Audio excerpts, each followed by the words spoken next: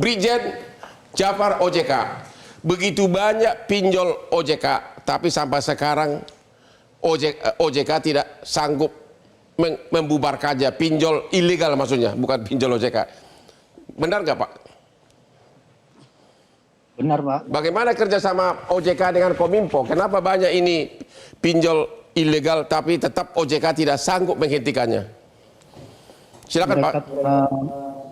Baik Pak, pelaku-pelaku pinjol ilegal ini kan Pak membuat penawaran-penawaran banyak di Instagram, di Facebook, dan bentuk URL Pak. Yang mana URL itu udah kita berikan kepada ini Pak Kominfo untuk men-take down, tapi bentukan URL itu kan sangat gampang sekali Pak.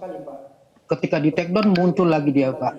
Nah ini dunia digital juga, untuk jarak, ruang dan tempat kan tidak terbatas Pak. Tapi sanksi pidananya ada di undang-undang, tapi sampai sekarang belum ada pinjol ilegal yang masuk penjara ya. OJK yang lalai atau siapa nih?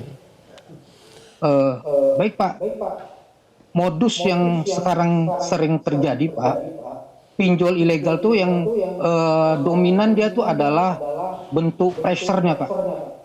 Penagihannya itu yang di luar batas daripada sisi kemanusiaannya. Nah, itulah yang membuat daripada masyarakat yang terjebak dengan pinjaman online ilegal ini Pak sangat dirugikan, dan mohon maaf kalau saya katakan martabatnya itu direndahkan. Dan ini mohon maaf, ini bukan ranah OJK Pak, karena itu adalah bentuk-bentuk seperti pornografi, kemudian pemerasan, itu pasalnya KUHP maupun ITE Pak. Sementara kalau di OJK itu kan bukan di ranahnya di situ Pak. Jadi kami berkoordinasi dengan APH, yaitu Bareskrim Polri. Ketika mendapatkan informasi seperti yang saya sampaikan tadi Pak, kami melaporkan kepada Bareskrim. Demikian Pak.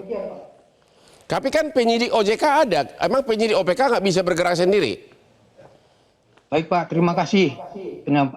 Kami sampaikan juga Pak, penyidik OJK itu penyidik di sektor jasa keuangan Pak. Jadi sektor keuangan saja dia Pak, misalkan perbankan, asuransi, pasar modal. Ketika itu misalkan pinjol ilegal yang tidak punya izin itu Pak, itu kita sulit. Ketika kita URL itu ada, kita buka, itu tempatnya kantor pun tidak ada Pak. Ya begitu ya. Nah, gimana mau kita menangkap? Artinya nanti kita akan bersama dengan Bareskrim untuk melakukan penindakan hukum terhadap pinjol-pinjol ilegal tadi Pak. Makasih. Terima kasih Pak. Oke, demikianlah akhir dari diskusi kita malam ini.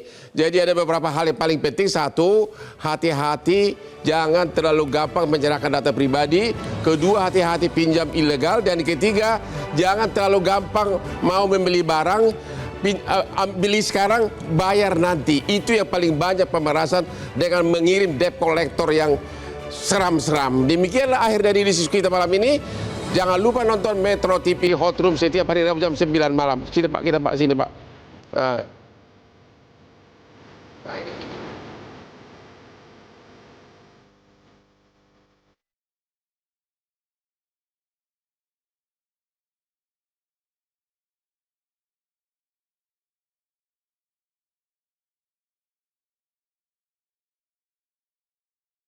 Metro TV.